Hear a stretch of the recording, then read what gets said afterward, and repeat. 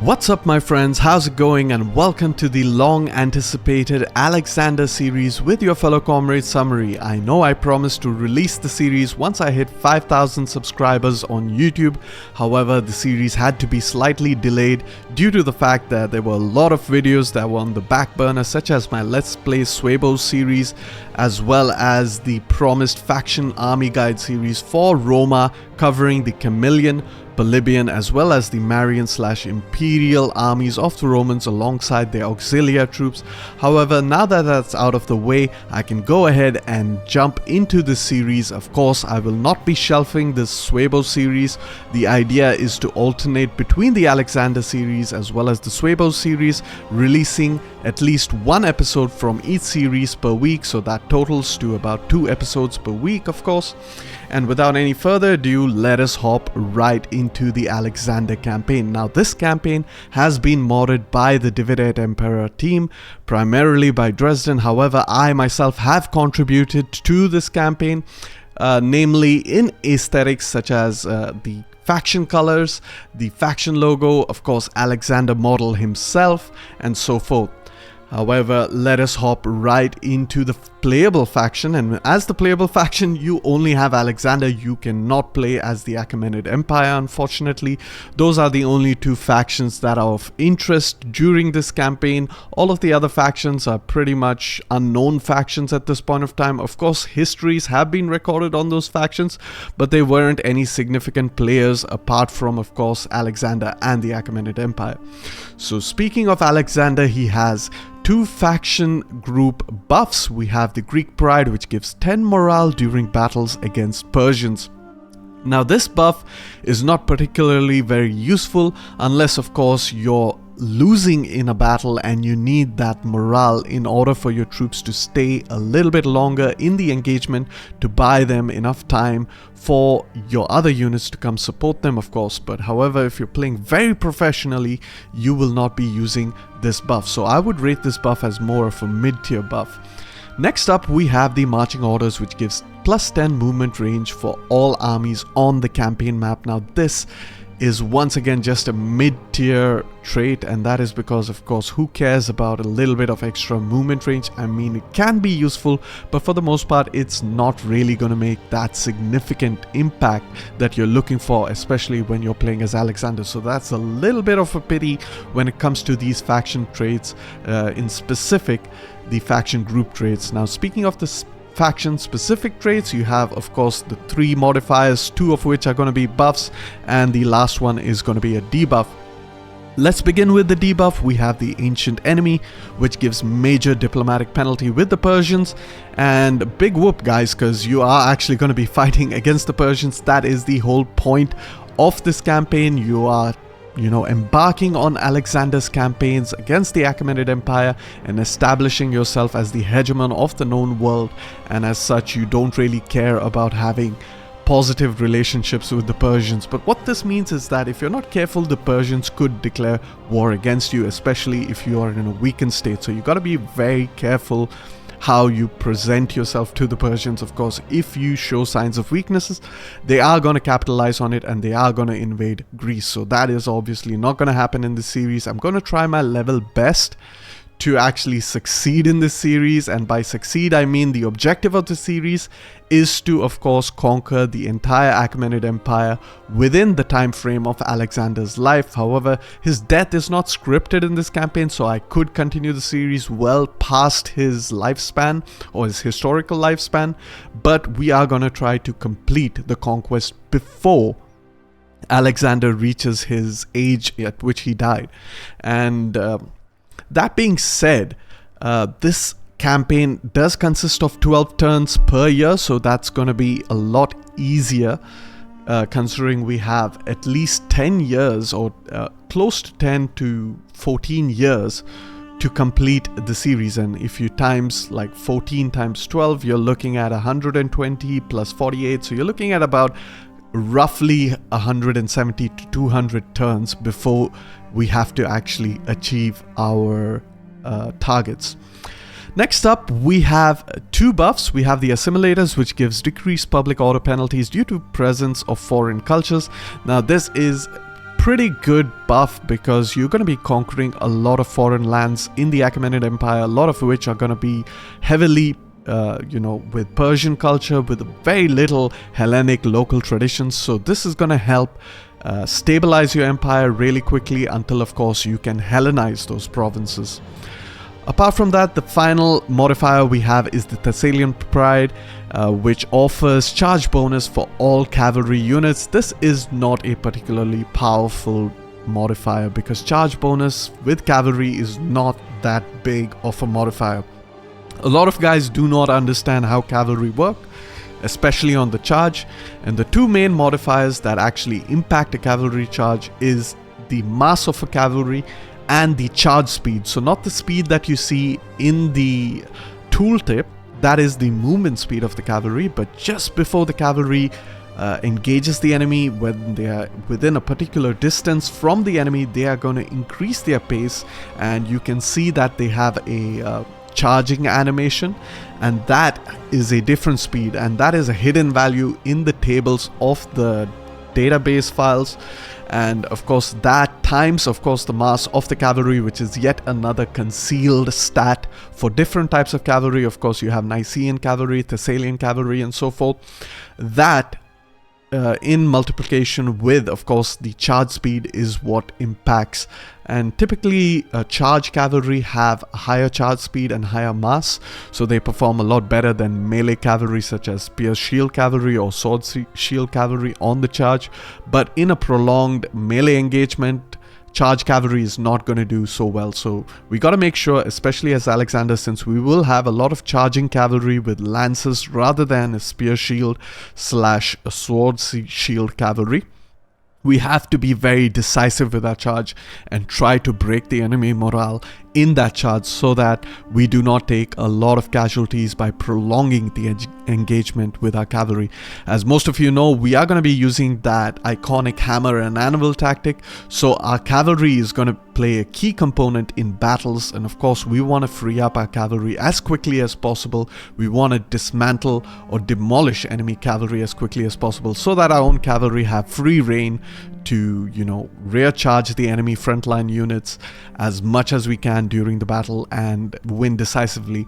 What's more is that this happens to be one of the hardest campaigns I've ever played of any Total War series. And I've only played historical titles, so I do not know how the fantasy series, pans out as far as that's concerned. But in the historical titles, I would say the hardest campaigns I've ever played were the Western Roman Empire from Attila Total War. I know most of you already know this. Apart from that, even Roma in Rise of the Republic. You've seen a lot of YouTubers absolutely get trounced playing as Roma, as Rise of the Republic, especially with Divided Impera Rise of the Republic. Ironically, Roma should be on the ascendancy, but it's not an easy campaign, guys. I mean, some of the other factions in Rise of the Republic are way easier than Roma, such as, of course, Syracuse, Taras, even the Samnites, the Senones, the Veneti. I mean, pretty much every single faction is easier than Roma. I would say the only faction that's probably as difficult as Roma, but not quite, is the Aioli. And that is because they have absolutely no cavalry, right? So apart from that, of course, we are going to be talking about Alexander, because Alexander is an incredibly tough campaign. It is tough because you are up against the Achaemenid Empire, and they have about 6 to 7 or even 8 satraps, each of which can field at least 4 armies each. So if you're going to do the quick math, that's about 28 to 32 armies. That's absolutely insane, and this is not even counting the base armies of the Achaemenid Empire, which is probably an Imperium level 5 or 6, which means they have anywhere between 12 to 14 armies. So if you add that on top of 32, you are up against 44 armies, and you as a faction, a singular faction, will have at best 2 or 4 armies, especially at the onset of the invasion of the Achaemenid Empire. But as time progresses, you're going to find it a lot easier to invade into the Achaemenid Empire, of course, once you establish some sort of dominance. But it is very important to play this campaign to perfection. You have to fight every single battle. You have to minimize your casualties for that very same reason. Strategically, you have to position yourself on the campaign map to a T, because there is absolutely no room for error. If you're caught out in a bad situation, then that's it. You pretty much lost the campaign in effect, because you lose Alexander. That being said, I am very excited to launch this campaign, because it will teach you guys a lot on how I plan my campaign and how I fight my battles to perfection. I'm absolutely going to try my level best. Of course, I've played Alexander campaign twice. The first time I got absolutely demolished, if I have to be frank with you guys, and the second time I actually succeeded, so I am not sure if I will do well in this Let's Play series, but let's go ahead and see how that pans out. Alright, welcome to the campaign. We begin as Alexander in charge of an army in Pella, and we are at war currently with the Thracians up to the north. Of course, we have the massive Achaemenid Empire, most of which we haven't discovered, but we can get some line of sight, of course, on their first satrap, which are the Lydians.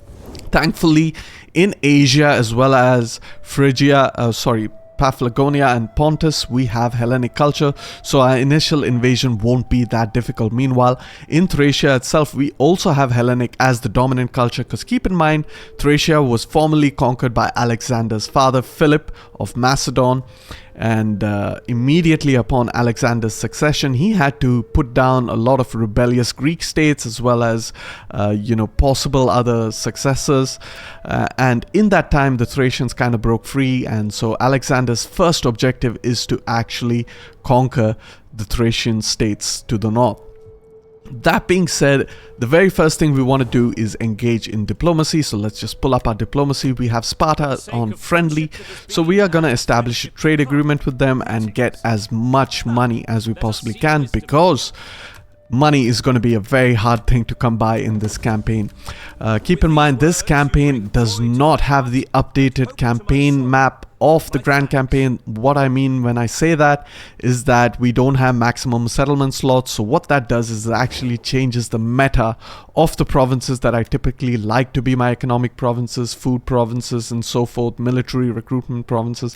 So I have to play this slightly differently as opposed to when I'm playing the grand campaign, of course.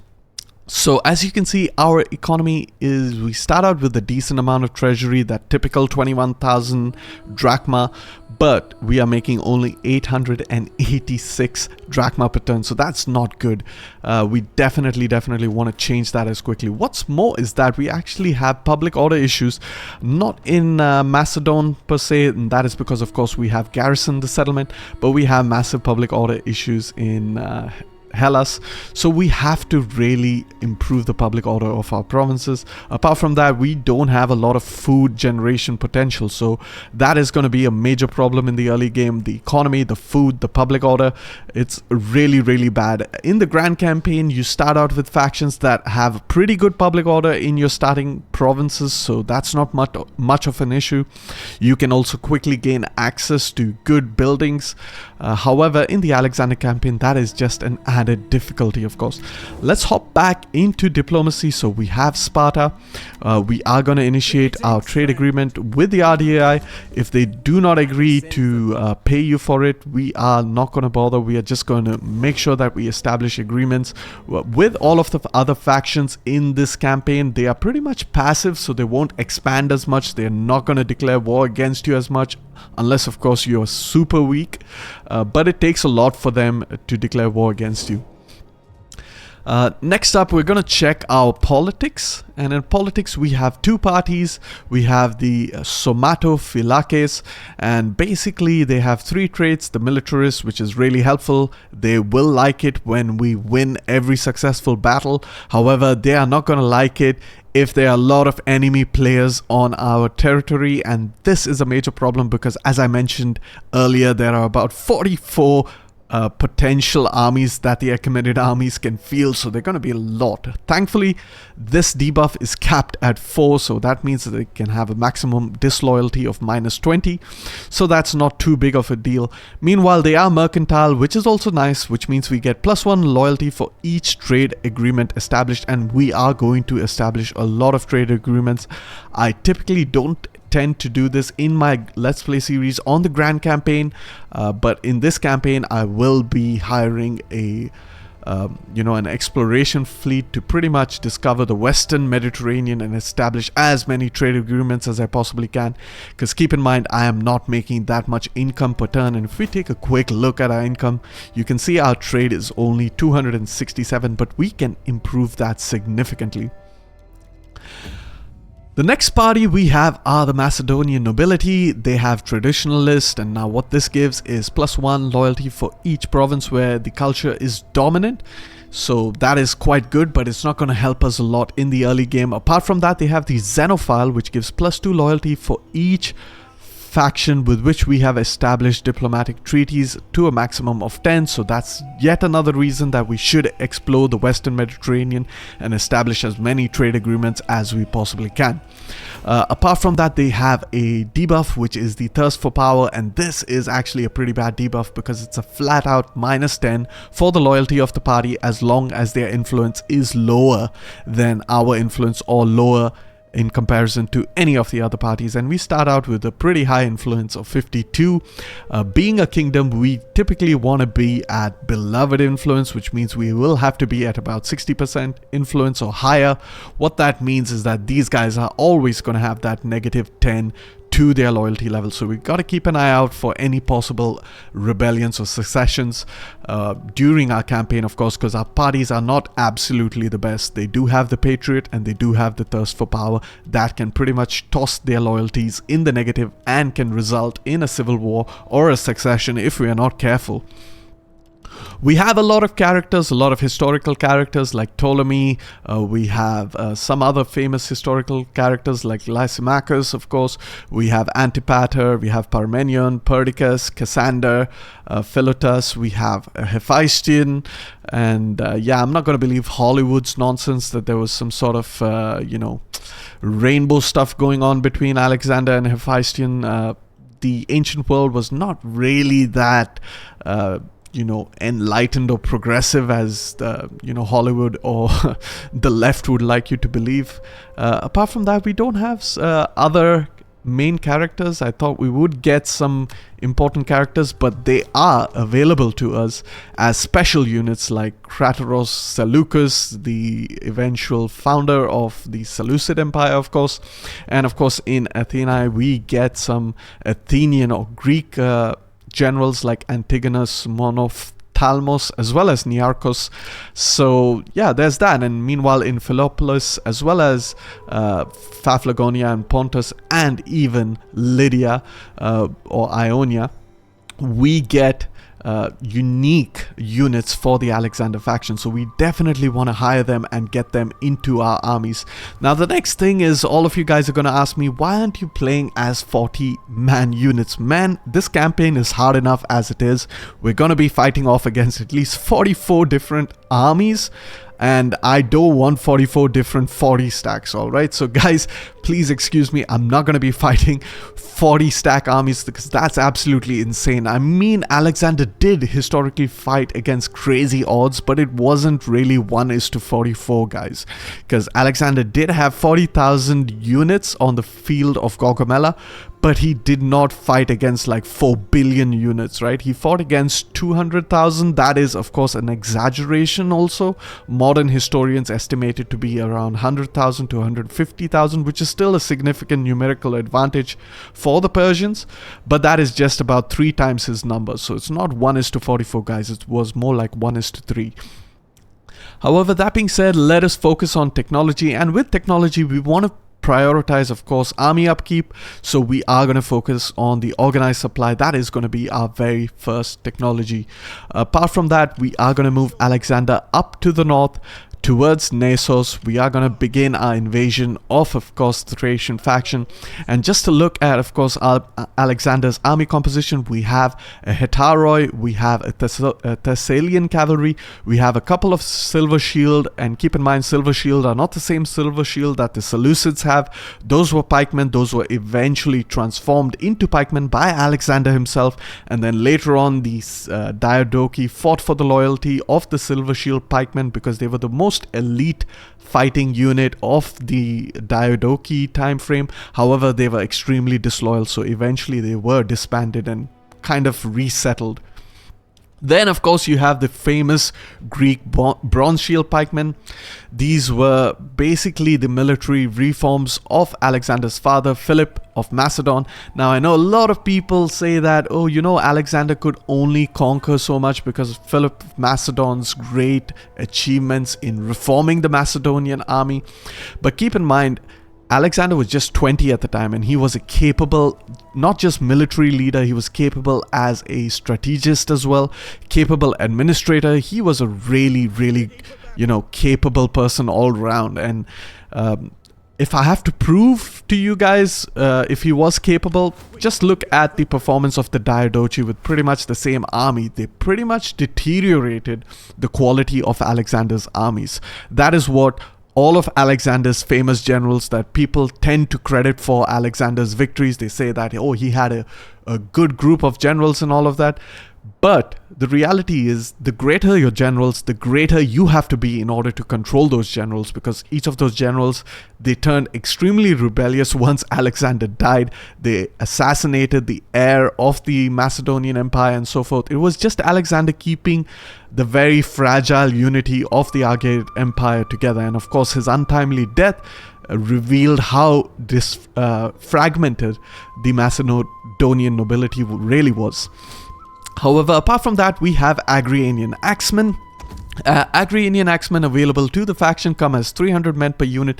They are slightly inferior to the mercenary versions of the Agrianian axemen. As you can see, the mercenary version has better melee attack, better melee defense, better weapon damage, and not entirely sure if they have better armor, but they don't. Okay, and so I definitely slowly want to start replacing. However, these guys are way more expensive, so I'm not going to do that right away, but over time I'm going to phase them out. Apart from that, you even have Agrianian peltas. Now, the Agrianian peltas are not as good as, of course, their mercenary variants. Now, the mercenary variants do have that better weapon entry.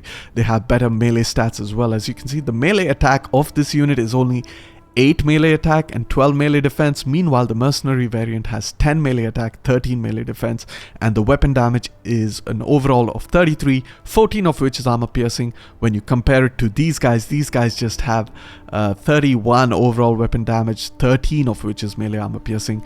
Apart from that, the armor seems to be the same, the speed seems to be the same. For the other stats, they're pretty much the same. Lastly, we have a unit of Cretan archers, as well as we have a unit of Rhodian mercenary slingers. These are really good units to have, and of course very historical. Alexander and of course Philip fought more importantly than their pikemen, which is the famous iconic unit of the Macedonian armies. The real advantage of Philip as well as Alexander of Macedon is that they actually use combined arm tactics, which is in stark contrast to the Diadochi, which basically relied heavily on the age-old Greek tradition of phalanx versus phalanx fights, and they basically extended the reach of their spears and so forth, and as a result their armies became a lot less maneuverable. However, enough of extra talking about Alexander. Let us hop right into the campaign. So the very first thing we want to do is rectify our food situation. So let's go ahead and build up a lot of food buildings. We can build up that sanitation building, which is great. We can upgrade it, but we haven't really researched the technology to build the starting building, which is really strange. Apart from that, we want to get some characters. Let's begin with the dignitary. We have 3 options. We are going to get this one right here because she has that tax rate. And we also want to get a spy. Now we want the spy with the best success chance in all actions, and there we have one option. So sometimes you might be unlucky, you might not get those options. Apart from that, we also want to start recruiting in Alexander's army. Before we go ahead and end the turn, of course, we want to get a couple of these pikemen, maybe an extra unit of Agrianian axemen. I think that's important. And I think we have about 3 recruitment slots, which is rather sad. And lastly, we want to recruit future governor generals for the province of Thracia. That's right. Since this is different from the grand campaign map, Thracia is going to be a province of economy. We're going to focus on commercial income in the province of Thracia, of course. And that is because we definitely need a commercial province in Thracia, since we don't really have any other province to rely on before, of course, we invade the Achaemenid Empire. I'm not going to do ahistorical things like conquer Dacia, Illyria, Pannonia. Some people who do play this campaign to make it a lot easier pretty much do that and kind of try to expand Alexander's power base before attacking the Persians on a more or less even footing. But I am going to face this campaign on a difficult setting where I have pretty much just Alexander's historical holdings at the time at which he launched his invasion of the Achaemenid Empire, of course. So I'm not going to be doing anything too fancy apart from that.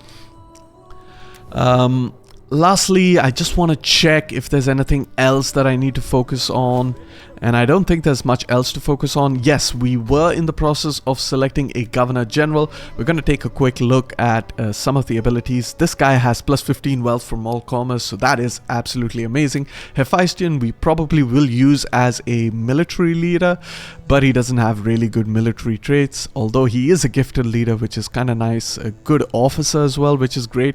Apart from that, let's take a look at some of the other characters. Yes, Demetrius as well has plus 15 commerce, which is great. He's just a student? Okay, that's unfortunate. Nothing much for Aribas. Aristonius is an agricultural guy, not that excited about him. Ptolemy is got authority and gravitas. He will be another military leader, of course. We have a Python with a morale for all units, not that great. Okay, Lysimachus has -3 empire maintenance, another good governor general possibility. We have, of course, Balakos.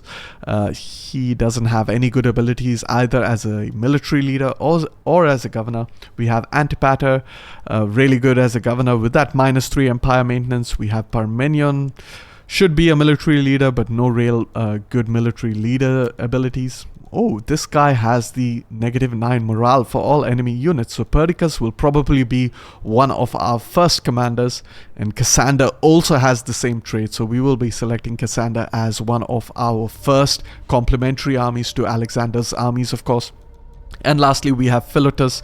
Not that great. So I think I'm going to select the guy with the worst possible modifier, and that guy is definitely going to be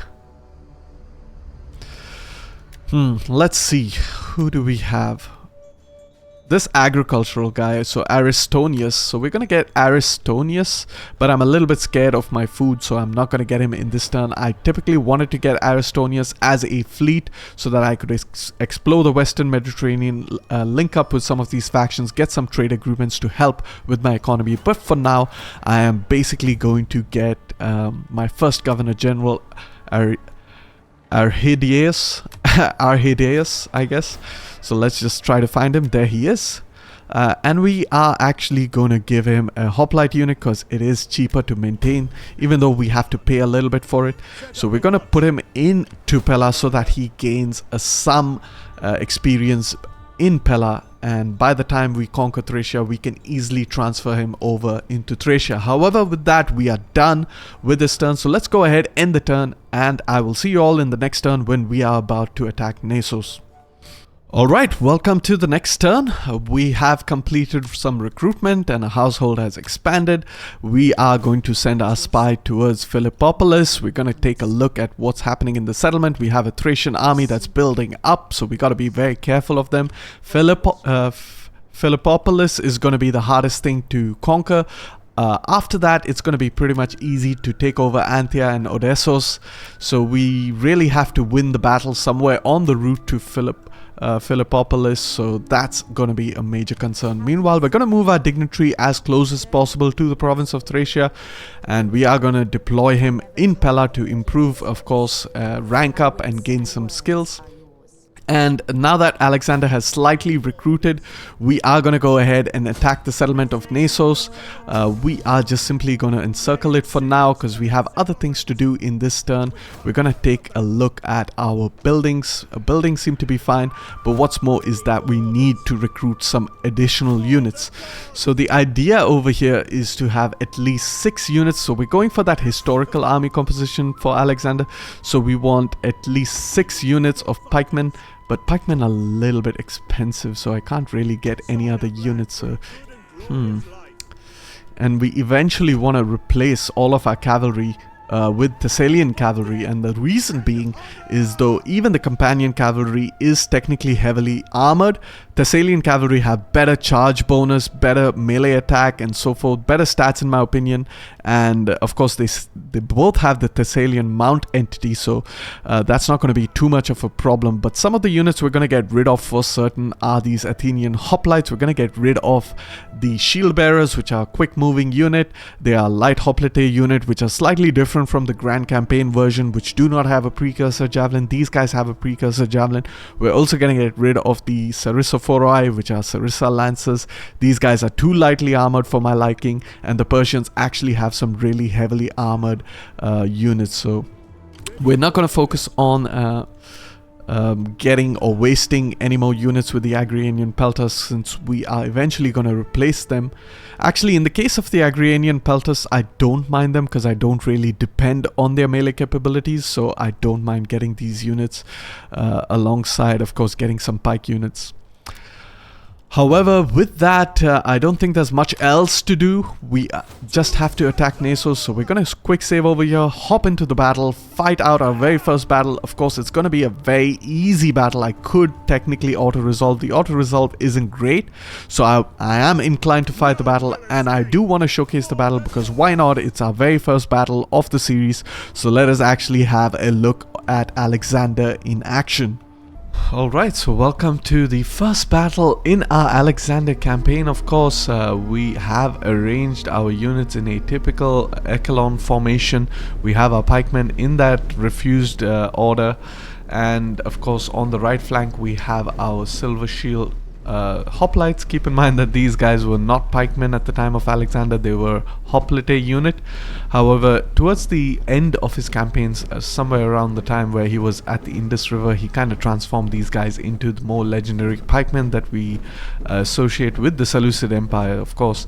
Meanwhile, in the back we have our mercenary Rhodian slingers as well as our Cretan archers, and we are slowly marching up to the garrison of Nasos.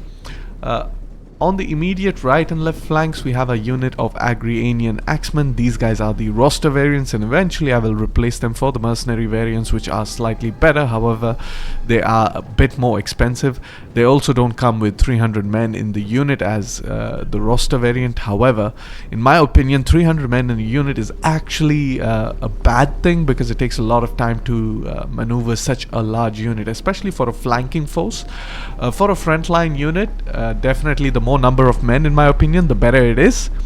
However, for a flanking unit, the smaller the unit, the better, because it's able to quickly move around the field of battle. Meanwhile, we have some units that we intend to get rid of, like the Athenian hoplite. These guys are not bad hoplites, but of course, considering that they come from the same population class as, of course, your silver shield hoplite, they are not the same in caliber. Apart from that, we also have access to the hyperpiste, which are basically shield bearers. Now, these guys are fast moving with a speed of 4, have a singular precursor javelin as well, which is what sets them apart from their Grand Campaign compatriots. But I don't really see a need for these guys. These guys are a bit of a mixture between kind of flanking unit that's not amazing at flanking, but also has some defensive capabilities as opposed to most flanking units like the Agrianians, of course. Our Agrianians are also supported by Agrianian and Peltaste over here. Now, these guys are pretty much almost similar in terms of stats. They are 175 men strong. However, they do have that armor penetration damage at 13, which is quite respectable considering that this is a skirmisher type unit. For the most part, they are javelin men with quite a decent amount of ammunition, so they can engage primarily in skirmishing, and then eventually, once they have depleted all of their ammunition, they can even support in flanking maneuvers. However, on the far right and left flanks, we have already advanced on top of the hill in which the garrison is holding a very strong defensive position. We have a cavalry on either flanks. On the left flank we have a Sarissophoroi, as well as our Thessalian cavalry. In my opinion, I like the Thessalian cavalry the best. They do come from that second class population. They're only 100 man strong as opposed to 120 men, but they have really, really good stats. Just take a look at that melee attack. It's at 20. The melee defense is at 4, which is rather low. However, their weapon damage is really good, and what's more is that they have great speed, decent armor, and they also have the Thessalian mount entity, which actually improves their charge. On the right hand flank, and this is what we are actually waiting to see for the entire battle, is of course we have the Hetaroi, which are your companion cavalry, famous companion cavalry, 100 men in the unit. They come from the first class population, more heavily armored than your Thessalian cavalry. They even have better weapon stats. However, as far as the melee attack, melee defense is concerned, in my personal opinion, they're slightly inferior with that 17 melee attack as opposed to the 20 melee attack of the Thessalian cavalry. Finally, we have the Hiere LA, led by Alexander himself. It's Alexander's bodyguard. They have really amazing stats, 41 armor, good speed, Thessalian mount entity, amazing weapon damage at 35, and of course they have really good melee attack and melee defense. So these guys are absolutely phenomenal. And just take a look at Alexander. I have gone ahead and he's absolutely entirely modded in by me. All of the assets have been tweaked with Asset Editor, which is an app I use to create such assets.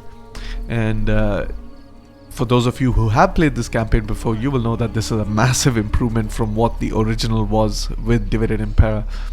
However, that being said, I am going to fast forward into the future, and I will see you all in the future because I really don't want to waste too much time in all of these maneuvers to get into place while we finally take on the enemy. Alright, so we are almost in position. Of course, we are refusing our flank, and especially refusing our flank with our pikemen. The main reason is we do not want a lot of their Thracian tribesfolk to engage us. These guys are skirmisher type units, which means they hurl javelins at our units. Pikemen are decent with their missile block chance. However, they're not as good as hoplite units because they do come with smaller shields. So I want to keep them as far away as possible from, of course, enemy skirmishers, and by offering up my hoplites instead, as you can see, they're taking the brunt of the damage. One of the things I should do is get into phalanx formation because that does improve the block chance against enemy missiles, and that's exactly what I do over here. Meanwhile, with my pikemen, they are starting to take some javelin fire, but I have gone ahead, increased that formation width so that they form up that nice echelon formation. And I'm also going to toggle on the pike phalanx formation so that they have a better chance at defending against the enemy missiles. However, all the way on the right flank, you can see that Alexander himself has already charged into the battle, being very aggressive, trying to get rid of some of the isolated skirmisher type units, and the same is happening with his companion cavalry. On the left flank, however, our own other cavalry is dealing with some of the other units, of course. And as you can see, we've almost taken care of all of the enemy missile units, so our pikemen are relatively safe. Realizing this, I have pulled my cavalry away because I do not want them to be engaged with spear type units. So I am really trying to get them out of that combat situation because that's not a favorable combat situation. Meanwhile, Alexander himself is charging on to the next unit of missiles. And as you can see, there we have it, Alexander charging in, and it's pretty massive charge. It's a downhill charge, so these guys will get absolutely annihilated, as you can see, and they quickly rout out from the field of battle. Now, one of the things I've noticed in this kind of battles is that the enemy AI is rather smart, so they tend to avoid this impenetrable wall of pike phalanx, and instead they opt to go for weaker areas of our armies like our Agrarian Axemen. But that's fine. We will be able to counter them, get around them and so forth. So that is exactly what we're trying to do. Over here, we have pinned down the enemy units and we're charging in with the Agrarian Axemen. Now these guys can hack at the enemy units. They're really good flanking units. Some of my favorite flanking units, able to dish out some real serious punishment against the enemies. As you can see, these Thracians do not stand a chance from being flanked. We are also moving up our Agrarian skirmishers around to hurl their javelins into the backs of these units. However, over here on the right flank, once again, we're charging into enemy missile units with our companion cavalry this time, and we should be able to make quick work of them. Lastly, we have managed to move another one of our phalangite units to pin down the enemy militia, but the battle is over. All of them are retreating, and with that I can go ahead, end the battle, and I'll see you all in the campaign. And there we have it, our first battle against Thracians, a decisive victory. We lost only 65 men, which is really great, and we are going to go ahead and loot the settlement.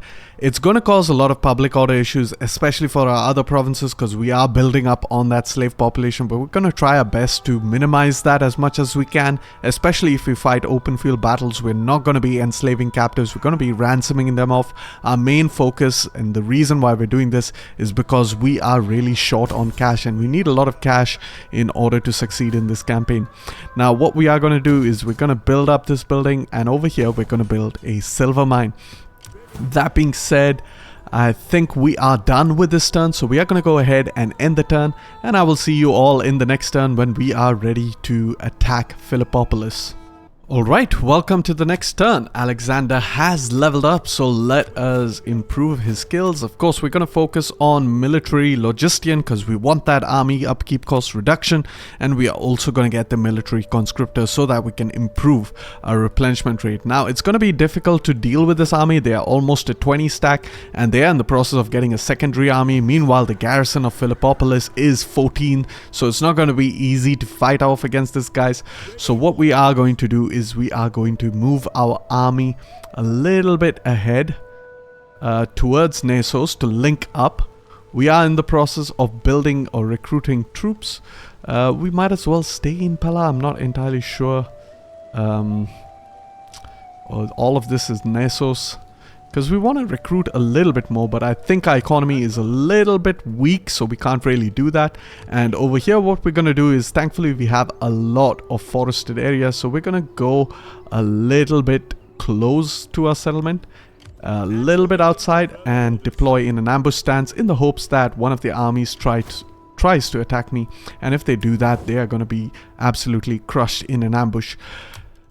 Let's look at our diplomacy, because I did mention we need to improve our trade agreements and of course take money wherever we possibly can. We can even trade with the Scordisi, so let's do that. They reject our trade, which is surprising. So let us actually pay them a little. Maybe that will encourage them, maybe a little bit more. Yeah, 880. Wow, still no. Payments. I'm not entirely sure who's gonna win that war up ahead, but there you have it. Okay, so we have established a little bit of friendly relationship with them, so things are looking good. We have enough food, but of course we are losing out on public order right now. And we can hire a second dignitary that will help with the public order. Let's go ahead and get this research rate dignitary, and we're going to deploy her in Hellas. Apart from that, we are going to select the general that had the agricultural bonus, since that's not really important for us, and that is Aristonius. We are going to get Aristonius in charge of a fleet, and of course this is going to put our economy in a little bit in the negative, but we got to be very careful. We have to move him as quickly as we can and start discovering factions, start establishing trade agreements so that we can make some positive income. However, with that, there's not much else left to do in the turn. I have gone ahead and renamed some armies in Koine Hellenic language, or the same language in which the Holy Bible was written in. It was the language spoken during the time of Alexander the Diadochi and of course the Roman Empire. So it is Koine Greek, Stratos 1 Alexandros. For those of you wondering how I know Koine Greek, I do know a little bit of it, but for the most part I use ChatGPT, if I have to be honest, in order to get these names more accurate grammatically speaking. We also have Kyrios Thrakes, which is basically the lord of the province of Thracia. He is of course going to be the future governor general of Thracia. We are almost in the process of completing logistics as a research, which means we can gain access to a champion. We can't really see our options right now. Let's also move our spy up because he is not deployed, and we are going to deploy him in the province of Philippopolis. However, with that, it's time to end the turn, and I will see you all in the next turn. Alright, welcome to the next turn. Unfortunately, the Thracians have not advanced towards us. That is because I'm not entirely sure if they have the movement range. They have a slight movement range, so what I'm going to do is actually transfer off. I'm not sure if I transfer off if ambush stance will be disabled, so I'm just actually going to move really close over here, close enough to Alexander, who is waiting in ambush, and hopefully this larger stack attacks me, and if it does, then I will have a significant advantage pushing forward.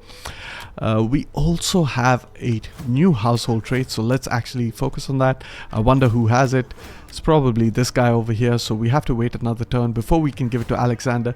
But very quickly, what we're going to do is move down south over here. We want to discover both of these factions, a little bit into Rhodos as well, and then we are going to move back up into the Adriatic Sea to discover all of the factions that have a port in the Adriatic Sea. And now, since we have discovered the Cretians as well as, of course, the Rhodians, we can go ahead and establish a trade agreement. They will pay us for it, so this is definitely helpful, guys.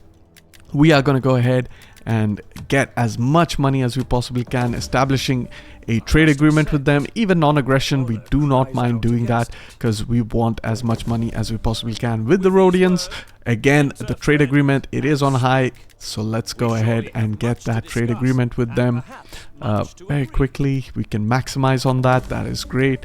We can even get non-aggression. It's pretty high, so we can get some more.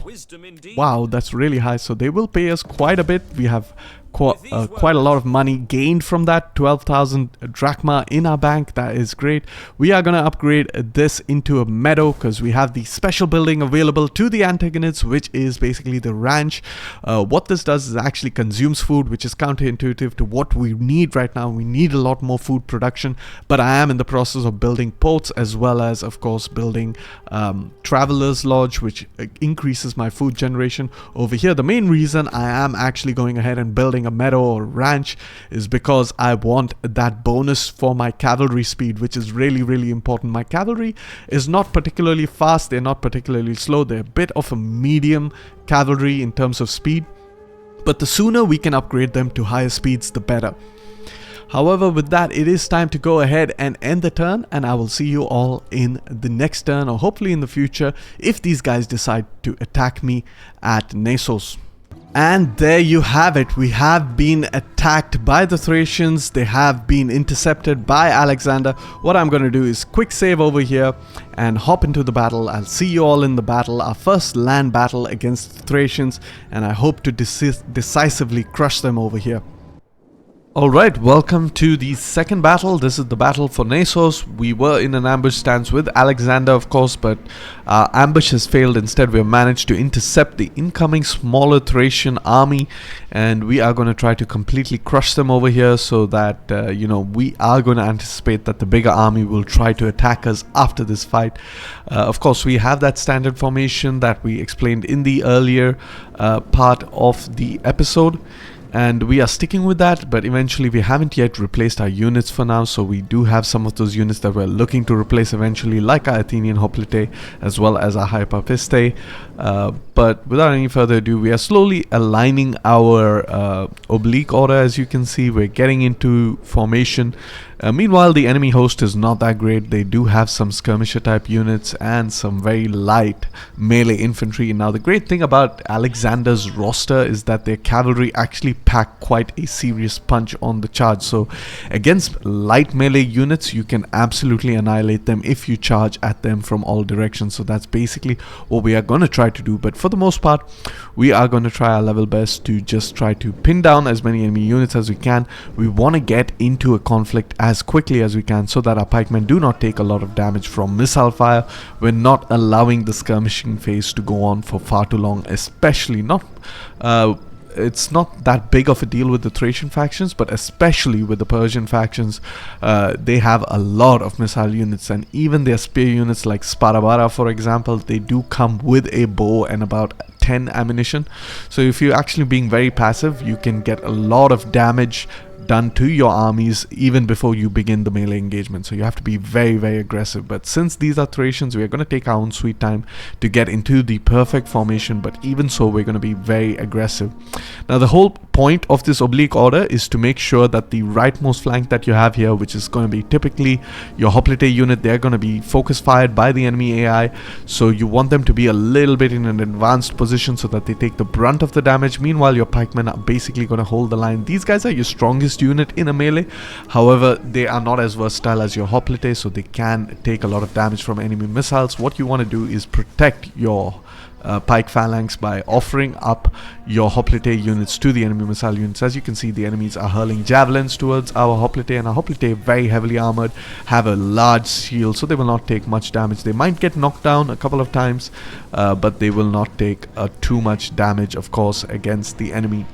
Then once the enemy has decided that it is engaged, you're going to form up your pike phalanx formation. There you have it. Just in time we managed to form up a pike phalanx formation. This time the Athenian hoplites in that hoplite formation, protecting the left flank of the pikemen, of course. All of the units are engaged. The javelin men still hurling their missiles towards my own hoplite units, but I am focus firing my long range skirmishers against these javelin men, which have significantly depleted them. Even if we are unable to wipe out this javelin unit from the field of battle, depleting their numbers actually reduces their damage potential, so it's always a good idea to do that. As you can see, nicely we have kept the enemy at bay. Our pike phalanx is doing quite well. We've taken a little bit of casualties, especially from javelin fire to our hoplite units, but believe me, this would be far worse if they were thrown against, of course, our pike units. All the way in the back you can see Alexander and his cavalry from either flank don't really have enemy cavalry to deal with, so they're just trying to maneuver into a better location so that they can deal with the enemy units. Alexander himself is going to make a charge for the missile units, of course, and try to rout them out from the field of battle. And there you have it, big charge over here, just sends them flying back.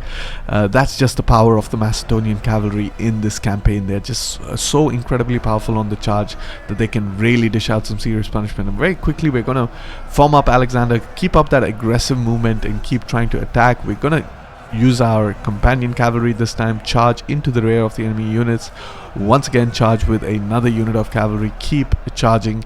This is what you basically want to do. You want to keep cycle charging so that you can do the maximum amount of damage. As you can see on that left flank, we've already managed to completely crush the left flank. We have managed to even outflank them with our own Agrianian axemen, and these guys should do a decent amount of damage. As you can see, they've already racked up quite a respectable amount of kills at 120.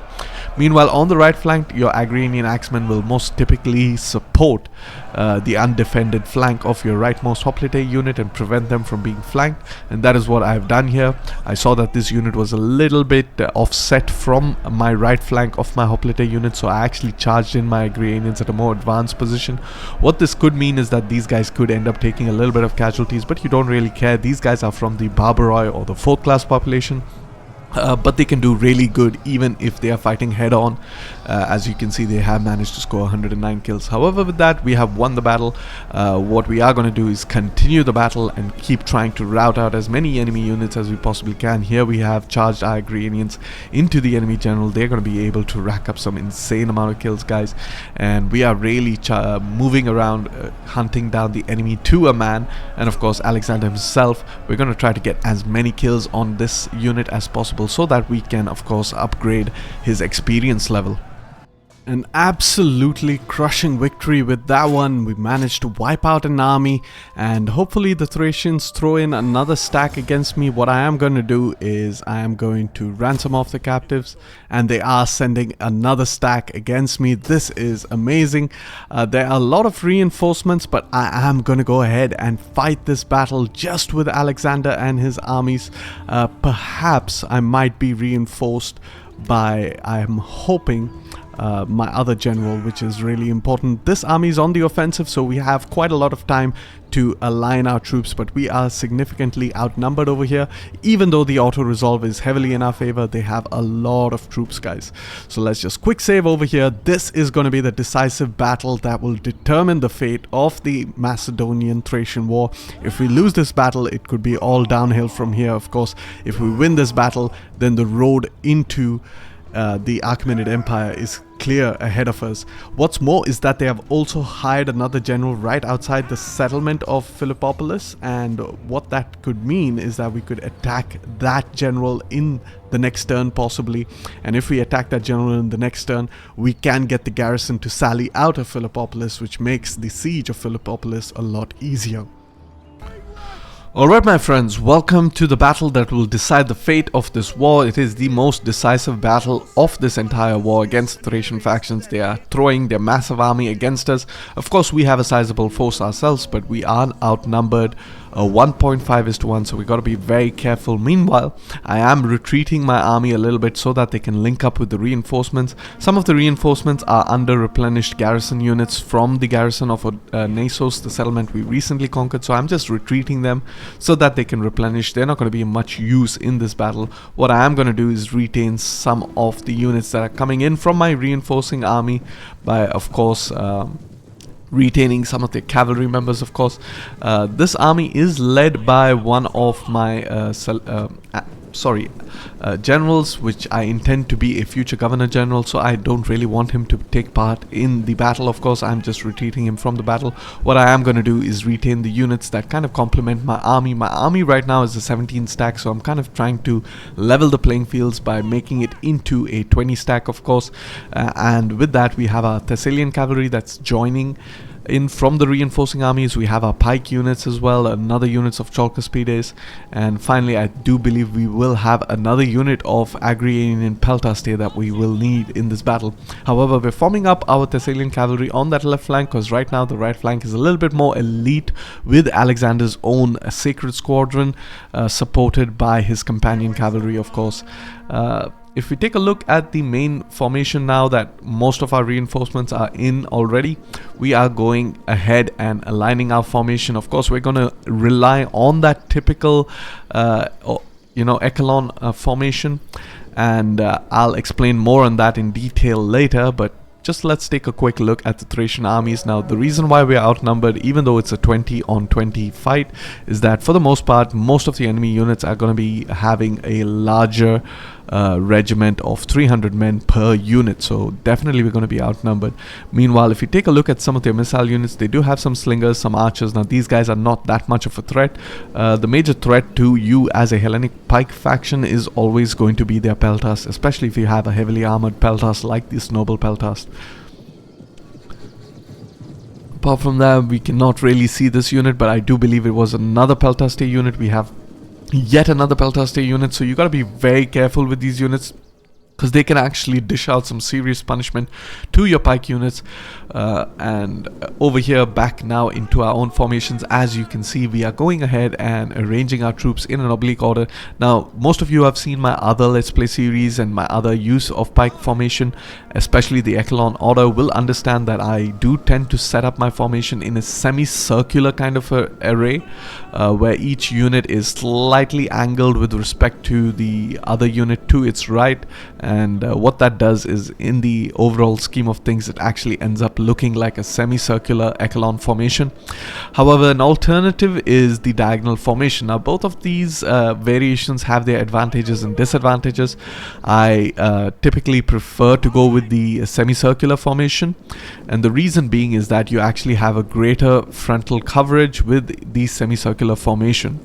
However, if you realize that you have a lot of micromanagement to deal with, it is often better to go with a simple diagonal formation, which is a lot easier to set up. However, on the left flank, the action is already beginning.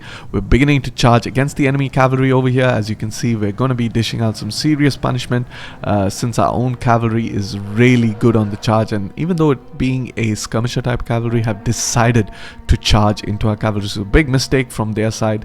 However, over here we have arranged our echelon formation.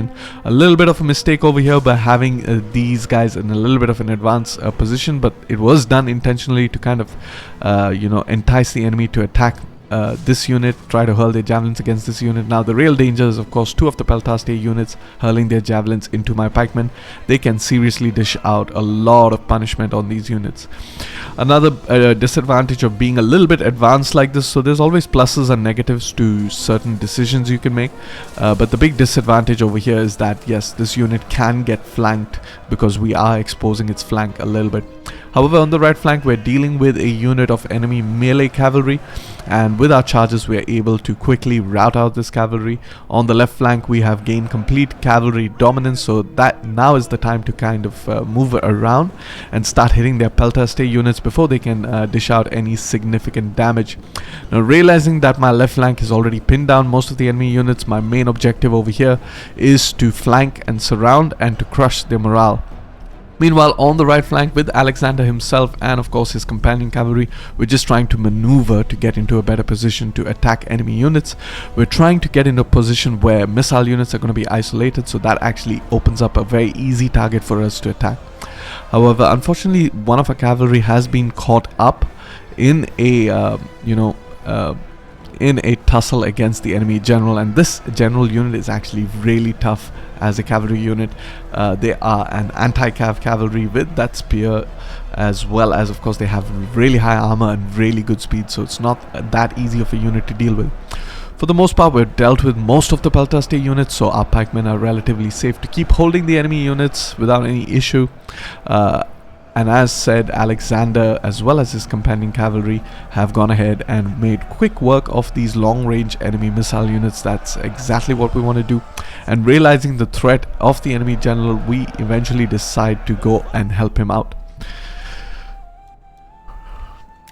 Over here, I have used my Agrarian Axemen as mentioned in the previous battle to protect the vulnerable right flank of my entire formation by kind of pinning down the enemy units. The objective over here is not to win this engagement, but rather to delay long enough for my cavalry to come in and support them.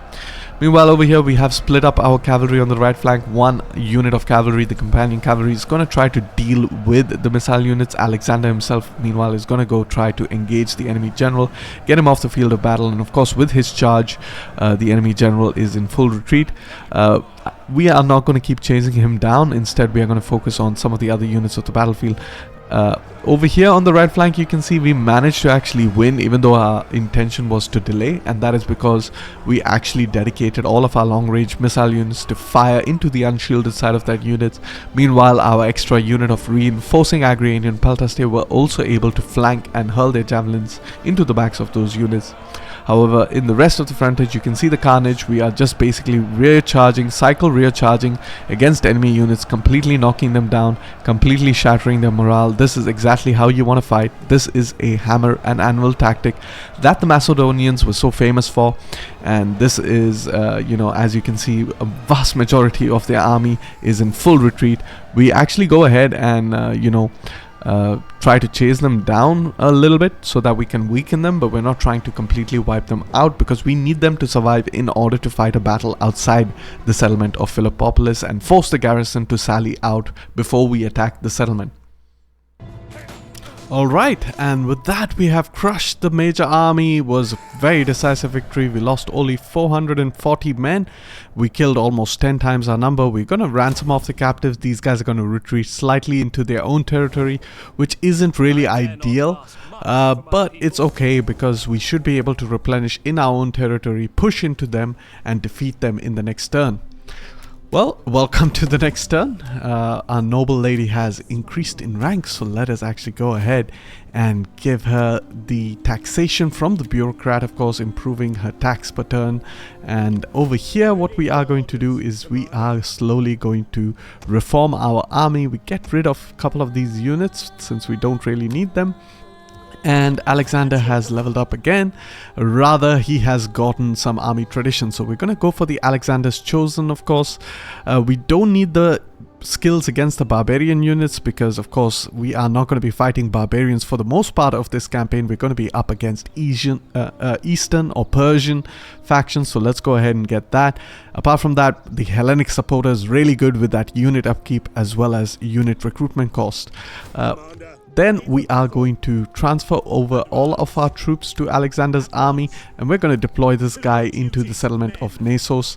Meanwhile, we are going to slowly move ahead with Alexander, get a line of sight on this unit. Will he retreat? He is able to retreat, which is kind of nice because now we can attack him over here, and then we can attack the settlement of Nasos in the same turn, I'm guessing. Although I'm not entirely sure.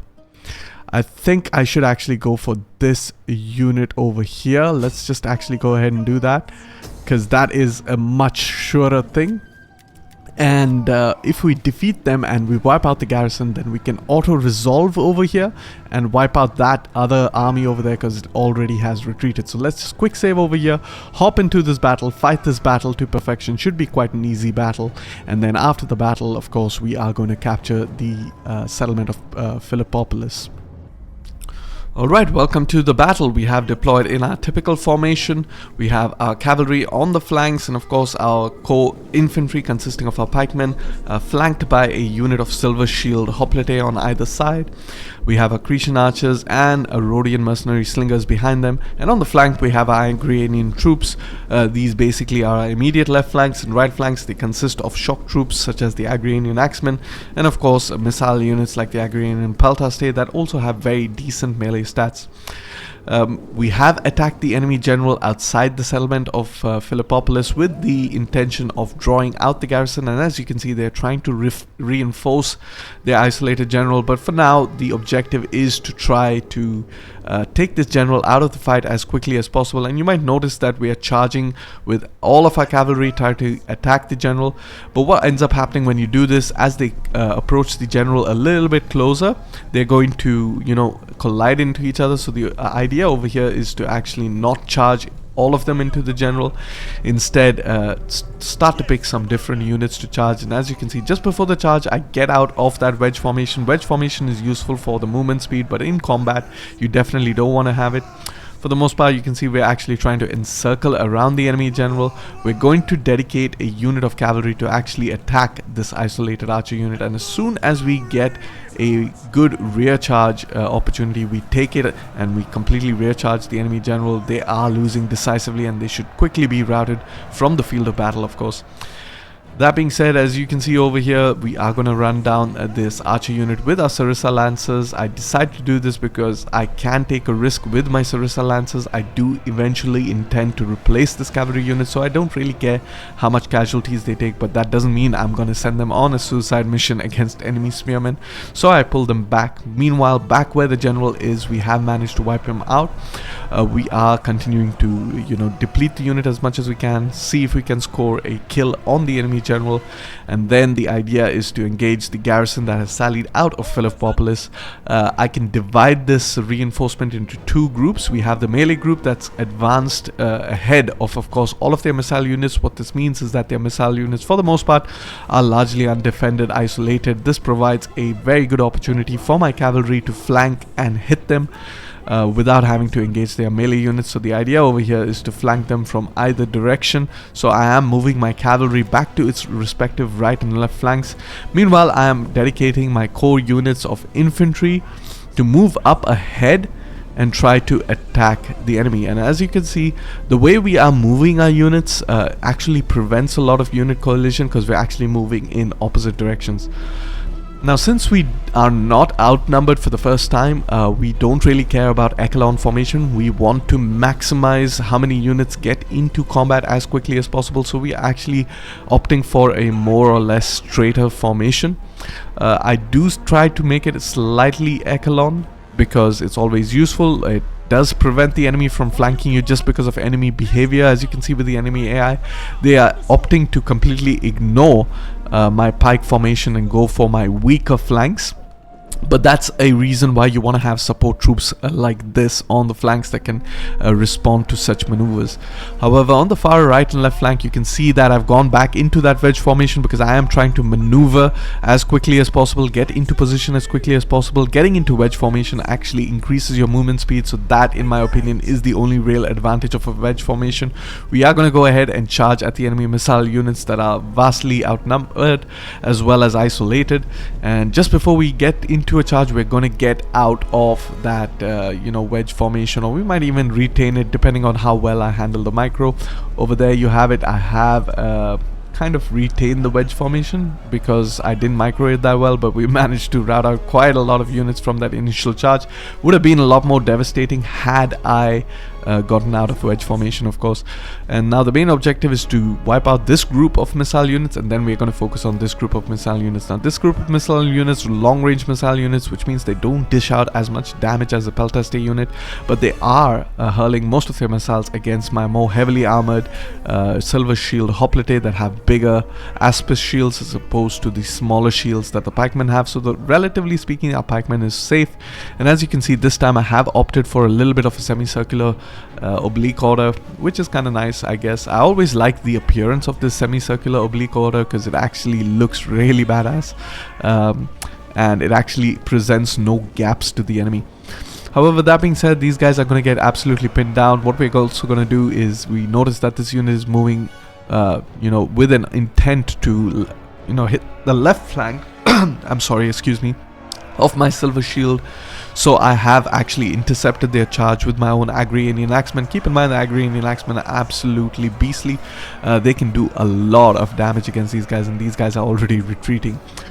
However, on the right flank, we have crushed most of the enemy. What we are going to try to do is, of course, the enemy army has decided that they have lost the battle, so they are retreating in mass. What we are going to try to do is we're going to continue the battle, and we're going to try to run down each and every single garrison unit to a man, try to weaken them as much as possible, so that in the campaign we can subsequently auto-resolve the siege of Philippopolis and take over the settlement quite easily. What this also presents us with is a very interesting opportunity for Alexander to get as many kills as he possibly can. As you can see, he's almost gotten 400 kills himself. Getting a lot more kills will increase his chevrons, which in turn increases his unit stats. So it's very important to rout as many units and to give Alexander's unit as many kills as possible in every battle. You can easily rack up to 1,000, even 2,000 kills for this cavalry unit because it is 200 men strong. Unfortunately, during this entire route, the game is a little bit bugged. In this instance, it doesn't always happen, but it so happened in this particular battle that I wasn't really able to maintain my route, even though I was spam clicking an attack on these units because I can absolutely see them. But unfortunately was not able to do so despite the spam clicking. So quite a lot of units actually managed to escape. But regardless, we are in a significant advantage and we can auto-resolve the siege of Philippopolis. However, that being said and done, we're going to go ahead, end the battle, and I will see you all back in the campaign. And I have to admit, I fought that battle a bit too efficiently. I lost only 18 men. Unfortunately, I couldn't kill that much of the enemy. I mean, I did manage to kill over 100 times my number, but a lot of these units actually managed to escape, which means the auto-resolve is not going to be that amazing, but we did get rid of this general unit. So let's go ahead, just ransom off all the captives. There we have it. And now we are going to attack this settlement real quick. And once we do that, Alexander has ranked up, which is great. We can give him... Right, I don't want this against the barbarians, so I'm going to go for the Stratego Spears, go for the Formidable Spearmen, as well as the Accomplished Skirmishers. And now we're just going to attack the settlement. We can auto-resolve this. It's not a very difficult auto-resolve. It's 87%, and I'm okay with that. Let's go ahead, auto-resolve it. We are going to peacefully occupy it this time. Although if we loot it, we can get a lot of money, but we have a lot of money in the bank, so we don't really need to loot it and cause more public order issues for us. Next, we want to recruit our Governor General. Second Governor General is going to be Demetrius. Let's go ahead and get Demetrius. We have to find him over here. And quick look, just find Demetrius. Where are you? There you are. You are the same Demetrius, I hope, because a lot of these characters share the same name, so that's a little bit confusing as to what can be. Meanwhile, we can also get a champion. This -4 upkeep guy is really good. However, the unit experience gain per turn and the upkeep cost reduction and the morale is definitely better. This guy does have the replenishment rate though, so that is also really great. But I think I am going to go for It's just 1% upkeep, but at the last level that's going to be 12% upkeep versus 9% upkeep, so that is quite significant. And the replenishment rate is going to make it absolutely insane. I'm going to be able to replenish in one turn, and I think that's actually what I want to go for in this instance. So let's actually get this upkeep cost reduction guy, and hopefully we can deploy him into Alexander's army in the next turn. And we're going to retain this barracks for now because we want to, you know, make our army composition proper. We are gonna disband some of these units. I do not need the heteroi.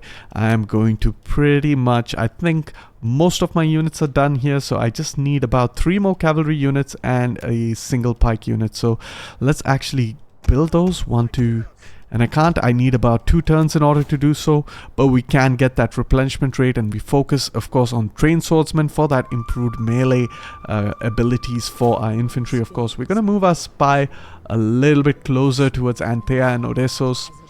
Just get a line of sight on these settlements. Of course, they're going to start recruiting up new armies, which means if we're not quick enough, we could lose that momentum. So what I'm going to do is I'm going to keep pushing into the enemy territory. However, let us also prepare this to be a settlement for the economy in the future, of course. And I think what we are going to do is in the next turn, just march Alexander down south. As you can see, that replenishment rate, pretty good. In about 2 turns, we should have a full army. So that is great. Let's not forget our fleet. I think he is chilling over here for no reason. Let's actually issue movement orders and get him all the way up there as quickly as possible. And apart from that, I think we are looking quite good as far as food is concerned. In about a couple of turns, we should have our fishing port, which is great. That should generate a good amount or a decent amount of food for us. However, with that, there's not much else left to do in the turn, so let's just quickly end the turn. Quick look at our politics, however, just make sure that all our political rivals are fairly loyal. We do not want a civil war whatsoever. Can we recruit any characters? We cannot, so pretty much we can go ahead and end the turn. Our economy is starting to look a little bit better. I mean, 1500 drachma per turn is quite nice, and of course we don't have much in the bank because we did not loot the settlement. However, in the next turn we are going to try to loot either Antea or Odessos. Alright guys, welcome to the next turn, and Alexander has recruited up a little bit more. We cannot really push into Thracia, so we cannot get there in this turn. So we might as well just move towards the bridge over here and recruit our last 2 remaining cavalry units. I think we need just 1 cavalry unit. Yep, that's a total of 6 and 1 pike unit. Perfect. And now what we're going to do is we're going to try to move our Governor General towards Philippopolis, and the other one is going to move towards Naissos. We have recruited a new one. Meanwhile, down in the south, our fleet over here can move a little bit closer towards Taras, get a line of sight of that settlement, and with that we can initiate some trade agreements with Taras, and they are on pretty high, so let's actually go ahead and get the maximum amount of income that we can get from them, perhaps even a non-aggression. They will agree to that, so that's great. Let's go ahead and do that. Perfect. So we are slowly building up our economy. Our economy actually dropped because of that. I don't have any idea, but our trade is starting to look quite good. Apart from that, nothing else to do in this turn, so we are going to go ahead, end the turn, and I'll see you in the next turn when we are ready to attack Antea. For the most part, we are not going to be fighting out these battles because they're going to be pretty easy battles, and we're just going to simply auto-resolve and take over the settlements of Antea as well as Odessos before I conclude this episode. And welcome to the next turn. We have completed our military research, which is great. Our noble woman has also improved. And over here what we want to do is we want to focus on the public order as well as cultural conversion, because this is going to be a dignitary that is going to focus on cultural conversion in the future, of course. And we can even upgrade our barracks over here, but I am not inclined to do so. What additional unit do they actually give? They actually give me access to silver shields, which is pretty much the only unit I actually need from that barracks, unfortunately.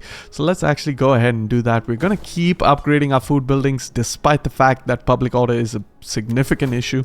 That is because we want to maximize our food as quickly as possible, so that of course we can start to upgrade our buildings and get access to some of those special units that Alexander has. Let's quickly move our governor generals into their respective settlements as well.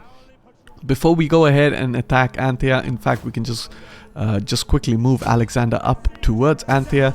The auto resolve is pretty good, so I don't mind doing it.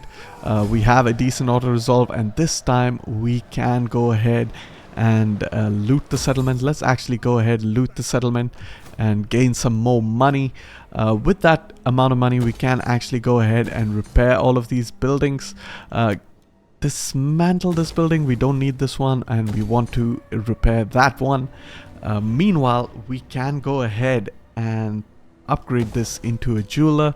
Since we don't need this barracks anymore, we can get rid of it, but I don't want to get rid of it for now. What I want to focus on is, of course, getting the advanced construction techniques that will allow me to build an aqueduct in the settlement of Philippopolis that will help with the growth per turn in this settlement. The auto resolve was not that great. We did manage to take a little bit of casualties, which means it will take some time for us to replenish from that. But thankfully, we can recruit a Hetaroi as well as Polyperchon, which is a Chalcospades. But I don't want to get rid of a Chalcospades unit. Meanwhile, as far as the Hetaroi is concerned, we can merge a unit and recruit a Hetaroi. Since a Hetaroi is basically another cavalry, it's basically the more elite cavalry that we got rid of the companion cavalry in favor, of course, of the Thessalian cavalry. But this is a special character. That means they have better stats than the regular Hetaroi. That being said, the final thing we really need to focus on is, of course, our fleet. We can move even deeper over here, try to get a line of sight on multiple factions if we can, and then try to bounce out of there. We have perhaps discovered several factions. We've discovered a lot of factions. Okay, so that is great. We are going to open up our diplomacy and initiate agreements with them. Meanwhile, up here in the north, it seems like the Scordisi on the back foot against the Getae. The Getae are attacking them. Let's take a quick look at our map. We have gotten a line of sight on the Delmete. Let's actually initiate a trade agreement with them. They are going to accept, and if they accept a fairly decent amount, then I am pretty happy with that. Okay, we can get 2100 drachma from them. Meanwhile, the Etruscans, we can also initiate a trade agreement with them. Let's actually try to maximize how much we can take from them, of course. And there we have it. We have gotten the Etruscans.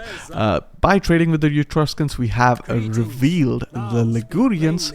So we are going to take some more money from these guys. Basically try to build up our economy. We have even discovered the Romans. I wonder if I can actually... non-aggression isn't that helpful, so I am not going to bother with that. Meanwhile, over here, I can get a non-aggression and they will pay me for it, so that is great. We can do the same with the Ligurians, of course. Try to get as much income as we possibly can, as much denarii as we possibly can. That is the play over here. And of course, we're going to see with the Veneti, can we actually get a little bit for non-aggression? No, they're not interested. Let's actually take a look at the RDI. We don't have a non-aggression against them, but perhaps we can establish one now, and we are going to try to do the same with, of course, the Delmete. I don't know who's actually going to win in that engagement. The Daorsi has pretty high for that non-aggression, which means they will pay us for it. A quick look at the Spartans. Can we get some more? We can get a defensive agreement, but I'm not at all interested in that. Have we discovered Syracuse? We have, so we can get a trade agreement with them. They should be willing to pay us quite a lot because they are Hellenic. So let's actually establish that. We can even establish non-aggression with them. So let's do that real quick. Get that non-aggression up and running. And by conquering Antea, we should have even access to the Arche-Bosphorus. So let's actually get some trade agreements with the Arche-Bosphorus as well. It's a pretty decent trade agreement. We can even get a trade agreement with the Roxolana, and they're not entirely happy because of course we have established some sort of agreements with, of course, the Arche-Bosphorus, but I am going to pay them a little bit for it so that they accept. They don't really accept, which is a pity, but the most important thing is with Roxolana, if we can afford to do so, let's actually try to get that trade agreement. We don't want them to be hostile towards us. That's a bit much. What is our treasury looking like? It's actually looking pretty good, guys. So I'm not entirely invested in establishing a trade agreement with them. Let's quickly hop on to our diplomacy again, just get a line of sight and see who all we can. We have the Yaziges. Actually, you know what? I am going to try to initiate a trade agreement with these guys because I desperately want them to not be hostile towards me, and that has kind of improved. Okay, so I can make some money from the Roxolana this time. So let's actually get our money back from the Roxolana for what it's worth. And that is perfect. We have established quite a lot of trade agreements. We have a good amount of drachma in our treasury. Apart from that, we are going to be making quite a bit of income from trade. Trade is looking to be at least 50% of our taxation, slightly over 50%, which is great. What this means is that we have no other factions to discover up here in this region, so we're going to start to move towards the Marsalian region and try to discover a lot more factions that we can possibly trade with. However, with that, we can go ahead, end the turn, and before we end the turn, our food is looking really decent, which means it's time to start upgrading some of our settlements. We don't need to upgrade both of our settlements. We basically need to upgrade any one of these settlements, and we can get access to, of course, those units. And I think the important thing is to upgrade that settlement that's cheaper to do so. We can even upgrade the port of Piraeus, which is a special port that actually gives food, so that is really important. We want to maximize our food. We can't really focus too much on the economy. For the most part, we are going to be focusing as much as possible on our food generation, because in the early game especially, we do not have access to a lot of provinces, so we can't really province specialize. What's more is that this grand campaign actually has different settlements, as I explained earlier in this episode, which means for the most part we are going to have to rely on a very balanced build rather than a specialized build, especially once we declare war against the Achaemenid Empire. We need a balanced build to keep managing to recruit units and keep building armies closer to, of course, the Achaemenid Empire, instead of all the way in Macedonia and Epirus and marching them all the way across the Achaemenid Empire. So we really need to balance out our builds over here. That being said, we don't really need this spy over here, so what we are going to do is move that spy towards Dascaleon, and Dascaleon seems to be undefended, which is absolutely great. We're going to deploy him over there, and we are also going to move our dignitary towards Philippopolis in preparation, of course, of getting that dignitary over there. Since we have quite a lot of food, it is time to get our third Governor General, and this Governor General is going to be rather an Admiral General, and we're going to focus on the Empire maintenance. So we have Antipater over here. Let's go ahead and recruit him. We have to find him first though, and he's not there. So here he is. We're going to raise the fleet, select the cheaper to maintain fleet, deploy him into the port of Antea, and then we're going to rename him in the end turn. Apart from that, we are also going to recruit our first complementary general. That is going to be Cassander, of course. We're going to deploy him in whichever province is having lesser public order. So we have Cassander, I believe he's this guy over here. Give him that cavalry general unit, and perfect. We're going to rename him as well in the end turn. So I'm going to go ahead, end the turn, and we'll see you all in the next turn. Alright, welcome to the next turn. Peace has been negotiated between the Scordisi and Dacia, and in this campaign, for the most part, they're going to subjugate each other, so no faction really grows too big or gets wiped out, which is kind of nice. That means we still have our agreement with the Scordisi. We might even have a decent relationship with the Dacians, of course, so we don't have to really worry about our northern frontier. Meanwhile, Alexander has replenished. It is also time to upgrade his cavalry units, so let's go ahead and do that. I have also gotten Polyperchon, which is a Chalkospedes unit with 12 melee attack, 14 melee defense, and even better weapon damage than our regular Chalkospedes that has 9 melee attack, 12 melee defense. So these unique units are really good. Meanwhile, over here down in the south, we have, of course, Stratus 2 Cassandros under Cassander, and we also have Comes of Antheus under the command of Antipater. We are going to go ahead and march towards Odessos. The auto-resolve is not that great, however, the battle is... You know what, I'm actually going to auto-resolve it, because even though it's not that great, we're going to take a little bit of casualties, quite a bit of casualties really, and our public order is pretty bad, so we are going to have to occupy this settlement, and we have hit the next Imperium level, and we are also fully in control of Thracia, which is great. Let's go ahead, dismantle this building, and over here we're going to focus on some fishing building. We're going to retain this slave building, dismantle this one, and let's go ahead and build a temple over here. Perfect. With that, we can even issue the commercial stimulation edict, which is great, and we can also deploy our dignitary, which is also great. Meanwhile, Alexander took a little bit of casualties, which is not so great. That actually reduces some of his experience. So I don't like auto-resolving. This is the reason why, but I promise I'm not going to keep doing that. I am just doing that because we are running out of time for the episode, and there are quite a few turns before I can go ahead and attack the Achaemenid Empire. But for now, let's go ahead, upgrade our spy over here. Quick look at all of our provinces. All of them seem to be fine, since we have actually increased in our Imperium level. We can even get access to some more characters, which is great. Meanwhile, I guess what I can do eventually is actually move over here. We do not have a lot of food, unfortunately, because of this recently conquered settlement. This gives -4 food, -2 food. So you know what? I'm going to retain this building. I'm actually going to dismantle this building, although it does give wealth generated from slaves, which is really important.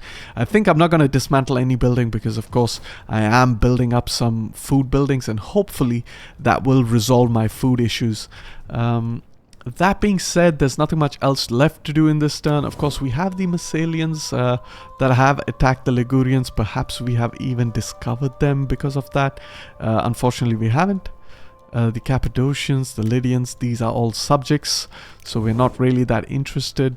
Let's just go ahead and end this episode on this note. We have managed to fulfill our objective of this episode, which is the conquest of Thracia, re-establishing the kingdom of Philip the One-Eyed, and we are going to be looking to invade the Achaemenid Empire in the next episode, and I'm really excited to showcase that to you all, because for the most part in this episode you have seen some of my overall strategy and how I attacked the stronghold of Philippopolis, but you're going to see a lot more fighting and a lot more strategic decisions in the next episode. Of course, a lot of battles as well, and in fact in this first episode 4 battles, which is by far greater than the average number of battles, and could actually be 5 battles if I decided to fight Odessos manually. However, with that, I'm gonna go ahead and end this episode. So if you like the video, then like the video, and don't forget to subscribe. Come on guys, I know you wanna. There are a lot of you that are not subscribed. Please subscribe to the channel, because it does help other players or other viewers like yourself get access to my channel. It's not monetized, guys, so just subscribe to the channel so that a lot of other players are helped by the YouTube algorithm in all of these great instructional videos that I make specifically for you guys. However, with that, peace and love.